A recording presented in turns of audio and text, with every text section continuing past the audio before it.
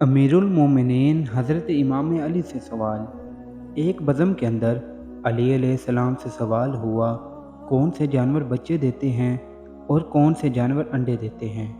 इमाम अली अलैहिस्सलाम ने जवाब दिया कि जिनके कान अंदर हैं वो अंडे देते हैं और जिनके कान बाहर हैं वो बच्चे देते हैं। वो आदमी जवाब सुनकर बैठा तो एक दूसरा आदमी खड़ा हो गया और यही सवाल दोहराया, कौन से जानवर बच्चे देते हैं और कौन से जानवर अंडे देते हैं।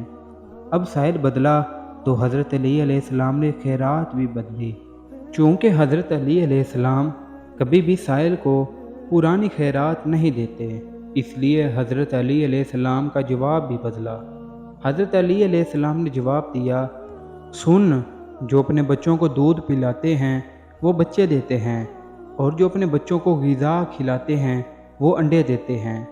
दूसरा आदमी जवाब सुनकर बैठा तो एक तीसरा आदमी खड़ा हो गया और यही सवाल दोहराया, कौन से जानवर बच्चे देते हैं और कौन से जानवर अंडे देते हैं।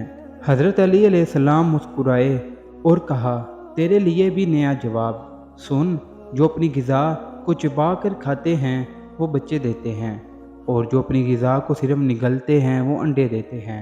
मजमा पर हैरानी छाई और हर कोई खामोश हो गया।